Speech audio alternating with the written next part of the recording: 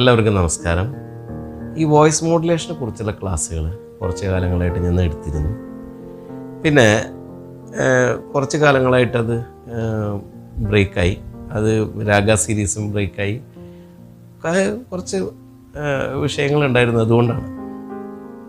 എന്തായാലും അപ്പോൾ ഈ വോയിസ് മോഡുലേഷനെ കുറിച്ചുള്ള ക്ലാസ്സുകൾ കൂടുതൽ ചെയ്യണം എന്നെല്ലാവരും കുറേ പേര് എന്നോട് അഭിപ്രായപ്പെട്ടിട്ടുണ്ട്. ആദ്യം തന്നെ ഞാൻ പറയും, ഒരു 5 ഘടകങ്ങളാണ് വോയിസ് മോഡുലേഷനിൽ ഫസ്റ്റ് ശ്രദ്ധിക്കാനുള്ളത്. അതായത് ഒരു ഗായകൻ പാടുമ്പോൾ ശ്രദ്ധിക്കേണ്ട 5 വിഷയങ്ങളാണുള്ളത്. ഒന്ന്, ഭാവം.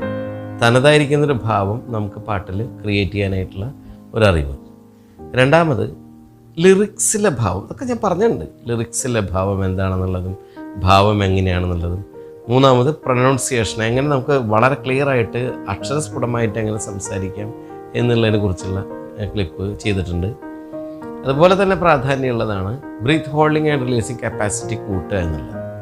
അതായത് ഇപ്പോൾ നമ്മൾ ഒരു പാട്ടിൻ്റെ ഒരു വരി പാടാൻ ശ്രമിക്കുമ്പോൾ ആ പാട്ടിൻ്റെ അതേ വരി തന്നെ നമുക്ക് അടുത്ത വരി കൂടി കയറി പാടണമെന്നുണ്ടെങ്കിൽ അതിൻ്റെ ബ്രീത്തിങ് കപ്പാസിറ്റി കൂട്ടാൻ നമ്മൾ എന്ത് ചെയ്യണം, ഏത് തരം എക്സർസൈസ് ഫോളോ ചെയ്യണം, ഏത് തരം യോഗ പ്രാക്ടീസ് ചെയ്യണം, കൂടുതൽ കോൺസെൻട്രേറ്റ് ചെയ്യണം എന്നുള്ളതിനെക്കുറിച്ചും, അതുപോലെ ഏത് തരം ഫുഡ് കഴിക്കണം എന്നുള്ളത് വരെ അതിനകത്ത് ഞാൻ പറഞ്ഞിട്ടുണ്ട് ആ ക്ലിപ്പിനകത്ത്. അത് 20,000 പേർക്ക് മേലേക്ക് ആൾക്കാർ കണ്ടു കഴിഞ്ഞിട്ടുണ്ട് ഞാൻ ഈ പറയുന്ന ക്ലിപ്പ്. പിന്നെ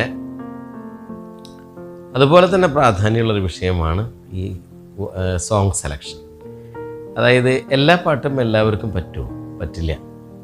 അതെന്താ കാരണം എന്ന് പറയാൻ കാരണം വെച്ചാൽ, ഇപ്പോൾ ഭയങ്കര ബേസുള്ള ഒരാളാണെങ്കിൽ അയാൾക്ക് ഒരു പാട്ട് ഇപ്പോൾ ഉദാഹരണം പറയാം, ഭീകാര നൗകയുമായി എന്നുള്ള പാട്ട് ഇത്തിരി ബേസുള്ള ഒരാൾക്ക് പാടാൻ പറ്റും. അതേസമയത്ത് ഈ ബേസുള്ള ആൾക്ക് അത് നല്ലതാണെന്നൊന്നും പറയാൻ തയ്യാറല്ല. കാരണം ബേസ് ഒരുപാടുള്ള ഒരാൾ പെട്ടെന്ന് ഇരുമുടി താങ്കി എന്നുള്ള പാട്ട് അങ്ങോട്ട് പാടണമെങ്കിൽ അദ്ദേഹത്തിന് അത്ര എളുപ്പമായിരിക്കില്ല. കാരണം ആ വോയിസിൻ്റെ മോഡുലേഷൻ അല്ലെങ്കിൽ ആ ഒരു ലെവലിലേക്ക് പോകുന്ന പാട്ടുകൾ പിന്നെ ഇങ്ങനെ പാടണം, ഇരുമുടി താങ്കി അങ്ങനെ പാടണം, അതതിന് ഭംഗി പോവും. അതല്ലേ സ്വാഭാവികമായിട്ടും നല്ല ഉച്ചയ്ക്ക് ശങ്കര അങ്ങനെ ആ ശങ്കര എന്നുള്ള പാട്ട് അത്രയും ബേസുള്ള ഒരു വോയിസിലാണ് നമ്മൾ കേട്ടിട്ടുള്ളത്. അതായത് SP ബാലസുബ്രഹ്മണ്യം എന്ന് പറയുന്ന അതുല്യ കലാകാരൻ്റെ ഗായകൻ്റെ ഒരു ശബ്ദത്തിലാണത് കേട്ടിട്ടുള്ളത്. അപ്പോൾ ആ ശബ്ദത്തിൽ കേട്ടിട്ടുള്ള ആ ഒരു ടോണിലേക്ക് നമുക്ക് മെയിൻറ്റെയിൻ ചെയ്യാൻ ചിലപ്പോൾ പറ്റുമായിരിക്കാം. പക്ഷേ ഇരുമുടി താങ്കിയോ അല്ലെങ്കിൽ ഭഗവാൻ ശരണം എന്നുള്ള പാട്ടൊക്കെ പാടുമ്പോൾ ഹൈ പിച്ച് പോകണമെങ്കിൽ ഈ പറഞ്ഞ ബേസുള്ള ഒരാൾക്ക് സാധിക്കില്ല. നേരെ തിരിച്ച് അതേപോലെ തന്നെ നീലക്കടമ്പുകളിൽ നീലപ്പൊൻ വീഥികളിൽ ഏതപൂർവചാരുത ഈ പറഞ്ഞ ബേസ് ഉണ്ടെങ്കിൽ അത് ഈ വക പാട്ടുകൾ പാടാം. അവർക്ക് ഇത് സ്വപ്നം കാണുമ്പോൾ സാധിക്കില്ല. അപ്പോൾ ഇത് എല്ലാവർക്കും എല്ലാ പാട്ടും യോജിക്കില്ല എന്ന് പറയുന്നതിന് കാരണം അതാണ്. അത് പലർക്കും മനസ്സിലാവുന്നില്ല. അതുകൊണ്ടാണ് പിന്നെ അതുപോലെ തന്നെ അടുത്ത പ്രശ്നം, ഇപ്പോൾ കച്ചേരിയൊക്കെ പാടുന്ന ആൾക്കാർക്ക് കൂടുതലറിയാം. ചില പാട്ടുകൾ, ചില കീർത്തനങ്ങൾ അത് അവർ പാടുമ്പോൾ ഭയങ്കര ഫീലിങ്ങിൽ അല്ലെങ്കിൽ ഭയങ്കര രസമായിട്ട് അത് അവർക്ക് അവിടെ പ്രോഗ്രാം ചെയ്യാൻ പറ്റും. ചില കീർത്തനങ്ങൾ പാടുമ്പോൾ അതത്ര ശോഭിക്കാറില്ല എന്നുള്ളത് നമുക്ക് തന്നെ മനസ്സിലാവും. അപ്പം അങ്ങനെ വരുമ്പോൾ ആ ഒരു ശോഭിക്കാത്ത തരം കീർത്തനങ്ങൾ അത്ര നല്ല വേദികളിൽ അങ്ങനെ കയറി പാടരുത്. ഒരുപാട് പ്രാക്ടീസ് ചെയ്തതിനു ശേഷം മാത്രം ട്രൈ ചെയ്യുക. ബാക്കിയുള്ളിടത്തൊക്കെ നമുക്ക് നമ്മൾ പാടി നന്നാവും എന്നുള്ളൊരു തോന്നൽ, അല്ലെങ്കിൽ നീ അത് പാടി വളരെ ഇപ്പോൾ ആരവി നീ പാടി ഭയങ്കര രസമാണ്, അല്ലെങ്കിൽ തോടി നീ പാടുമ്പോൾ നല്ല രസമാണ് എന്ന് ആരെങ്കിലുമൊക്കെ പറയുമ്പോൾ അങ്ങനത്തെ രാഗം സെലക്ട് ചെയ്ത് മനസ്സിലെപ്പോഴും സെലക്ട് ചെയ്ത് വയ്ക്കുക. അല്ല ഞാനെന്ന് ഈ രാഗം പാടുമ്പോൾ ശരിയാവില്ല, ഞാൻ അതിനെ പാടുള്ളൂ എന്നുള്ള ജനങ്ങൾ നമ്മുടെ ഏറ്റവും വലിയ രാജാക്കന്മാരാരാണ്? ജനങ്ങളാണ്. ജനങ്ങൾ കേട്ടിട്ടാണ് നമ്മളോട് പറയുന്നത്, നീ ഇന്ന് നല്ലോണം വയലിൻ വായിച്ചു, നീ ഗംഭീരമായിട്ട് വായിച്ചു, അല്ലെങ്കിൽ നീ ഗംഭീരമായിട്ട് പാട്ട് പാടി, അല്ലെങ്കിൽ ഇന്നത്തെ കീബോർഡ് ഗംഭീരമായിട്ട് ചെയ്തൊക്കെ അവരാണ് തീരുമാനം, നമ്മളല്ല. അതുകൊണ്ട് തന്നെ ഇങ്ങനെ ഒരു മൈൻഡ് സെറ്റ്, അതായത് 5 കാര്യങ്ങൾ: ഭാവം, ലിറിക്കിലെ ഭാവം, അതുപോലെ ഈ pronunciation, breath holding and releasing കപ്പാസിറ്റിയുടെ അതെന്തായാലും കൂട്ടണം, ഗായകർ എന്തായാലും കൂട്ടണം. അതിൻ്റെ എക്സർസൈസൊക്കെ മറ്റു കാര്യങ്ങളൊക്കെ ഞാൻ പറഞ്ഞിട്ടുണ്ട്. ലാസ്റ്റ് ആൻഡ് ഫൈനൽ നമുക്ക് ഈ പറഞ്ഞ് സോങ് സെലക്ഷൻ. അത് നമുക്ക് സെലക്ട് ചെയ്യാൻ പറ്റില്ലെങ്കിൽ തന്നെ നമ്മൾ ഗുരുനാഥന്മാരോട് ചോദിക്കും. എന്നോട് തന്നെ പലരും ചോദിക്കും, മാഷെ ഇന്ന പാട്ട് നല്ല ചെയ്യണം, അല്ലെങ്കിൽ ഇന്ന പാട്ട് ഒന്ന് പാടി നോക്കണോ. ഞാൻ വേണ്ടാന്ന് പറയാൻ കാരണം വെച്ചിട്ടുണ്ടെങ്കിൽ അത് അതിലുള്ള ഒരു അനിഷ്ടം കണക്കാക്കേണ്ട കാര്യമില്ല. ആ കുട്ടി ആ പാട്ട് പാടിച്ചു പോവില്ല. അതേ സമയത്ത് ഇപ്പം നമ്മളൊരു കുട്ടിയോട് പാട്ട് പാടുമ്പോൾ ആ കുട്ടിയോട് പറയുന്നത് ഇങ്ങനെ ഇന്ന പാട്ട് നീ പഠിച്ചാൽ ഗംഭീരാവും എന്ന് പറഞ്ഞ് ചിലപ്പോൾ അത് നമുക്കറിയാം, അത് ഗംഭീരാവും. പണ്ട് എൻ്റെ അടുത്ത് പഠിക്കുന്നൊരു കുട്ടിയുടെ പാരൻറ്റ് ഇന്നെനിക്ക് പൊട്ടുകൂത്താൻ എന്നുള്ള പാട്ടുണ്ടല്ലോ, മിയാക്കി മൽഹാറുള്ള അതിമനോഹരമായിരിക്കുന്നൊരു ഗാനമാണ് ഇന്നെനിക്ക് പൊട്ടുകൂത്താൻ.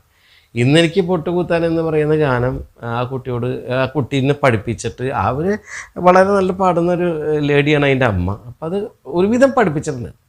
ഇവർ അത്യാവശ്യം പാടുന്നുണ്ട്, പക്ഷേ അവർക്കും ബ്രീത്ത് പ്രോബ്ലം വലിയ പ്രശ്നങ്ങളൊക്കെ ഉണ്ട്. എന്നാലും ഇവർ ഈ കുട്ടീനെ ശരിക്കും ഓൾമോസ്റ്റ് നല്ല രീതിയിൽ പഠിപ്പിച്ചതിന് ശേഷം ഇവർ എൻ്റെ അടുത്ത് കൊണ്ട് പറഞ്ഞു, മാഷെ ഇതെനിക്കൊരു വേദിയിൽ പാടിപ്പിക്കണം. അപ്പോൾ ഞാൻ പറഞ്ഞു, ഇത്രയും ചെറിയ കുട്ടി ഇങ്ങനത്തെ പാട്ട് പാടുമ്പോൾ അത് 2 പ്രശ്നങ്ങളാണ്.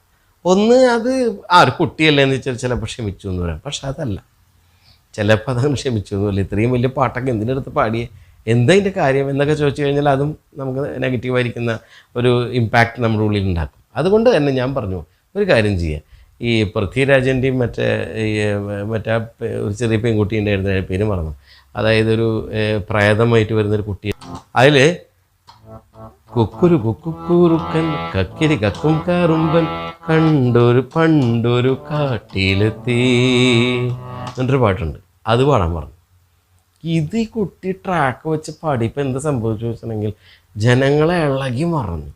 അപ്പോൾ ഈ കുട്ടിയുടെ അമ്മൂമ്മയും അച്ചാച്ചനും അതുപോലെ കുട്ടിയുടെ ഈ വീഡിയോ കണ്ടിട്ട് കുട്ടിയുടെ പാരൻ്റ് ഗൾഫിൽ നിന്ന് എനിക്ക് പറഞ്ഞു, നല്ല സോങ് സെലക്ഷനായി, ഇതാണ് സത്യം. നമ്മൾ വിചാരിക്കുന്ന പോലെയൊന്നുമല്ല, ജനങ്ങൾക്ക് ശരിക്കും ഒരു വിലയിരുത്തലുണ്ട്. ഇനി വെച്ചിട്ട് ഈ ഇന്നെനിക്ക് പൊട്ടുകൂത്താൻ പാടിക്കഴിഞ്ഞു നീ നന്നാവുമെങ്കിൽ ഒരു പക്ഷേ നന്നാവും, ഗംഭീരമായിട്ട് ഈ കുട്ടി എന്താ പറയുക, ഈ TV ഷോയിലുള്ള പല റിയാലിറ്റി ഷോസിനും വിടായിരുന്നു ഒക്കെ പറയുമായിരിക്കും.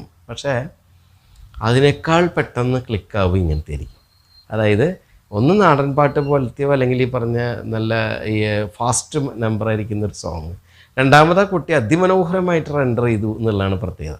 അപ്പോൾ ഇതുകൊണ്ടൊക്കെ തന്നെ നമ്മൾ സോങ് സെലക്ഷനെ കുറിച്ചും കൂടി കൂടുതൽ ശ്രദ്ധിക്കണം. അപ്പോൾ ഇതിനെ എനിക്ക് നേരത്തെ കഴിഞ്ഞ ഒരു ക്ലിപ്പിൽ പറഞ്ഞിട്ട് പിന്നെ എനിക്ക് ഫോളോ ചെയ്യാൻ ചില പ്രശ്നങ്ങളുണ്ട്. അതുകൊണ്ടാണ് എൻ്റെ ക്ലാസ്സുകളുടെ ചില പ്രശ്നങ്ങൾ, ഓൺലൈൻ ക്ലാസ്സുകളൊക്കെ ഒരുപാട് കൂടി, ഈ വീഡിയോ കണ്ടിട്ട് ഒരുപാട് പേരൊക്കെ ഓൺലൈനിൽ ക്ലാസ്സുകൾ കൂടുതൽ വരുന്നുണ്ട്. എനിവേ അതല്ല വിഷയം. അപ്പോൾ ഇനി ചെയ്യേണ്ടത് എന്താണെങ്കിൽ, ഈ പറയുന്ന പാട്ടിൻ്റെ ഒരു പാട്ട് കൈകാര്യം ചെയ്യണമെങ്കിൽ അല്ലെങ്കിൽ നമ്മൾ നല്ല രീതിയിലാവണമെന്നുണ്ടെങ്കിൽ അതിന് കൃത്യമായിരിക്കുന്നൊരു മാനദണ്ഡമുണ്ട്. അത് കൃത്യമായിട്ട് പാലിച്ചിട്ട് ഈ പറയുന്ന 5 കാര്യങ്ങൾ, മിനിമം 5 കാര്യങ്ങൾ, ഇനി വേറെ കാര്യങ്ങളുണ്ട്, പക്ഷേ അതിന് ഇനി ഇതിൻ്റെ സബ് വോയിസായിട്ടേ വരുന്നുള്ളൂ. അതായത് പ്രൊനൗൺസിയേഷൻ ചെയ്യാൻ എന്താണ്. അപ്പോൾ അതിൻ്റെ ഈ യൂട്യൂബിനകത്ത് ഒരുപാട് പേര് കമൻറ്റുകൾ ഇട്ടിട്ടുണ്ട്. പിന്നെ എൻ്റെ പേഴ്സണലായിട്ടുള്ള നമ്പർ മൊബൈൽ നമ്പർ കൊടുത്ത കാരണം കൊണ്ട് ആ മൊബൈലിലേക്ക് ഒരുപാട് പേര് കമൻറ്റ് ചെയ്തിട്ടുണ്ട്, ഇന്ന കാര്യങ്ങളെക്കുറിച്ചൊന്ന് ചർച്ച ചെയ്തുകൂടെ ഒന്ന് പറഞ്ഞു തന്നുകൂടെ എന്ന്. എനിക്കറിയാവുന്ന രീതിയിലൊക്കെ ഞാൻ പറയാൻ ശ്രമിക്കാം. എല്ലാവർക്കും നമസ്തേ.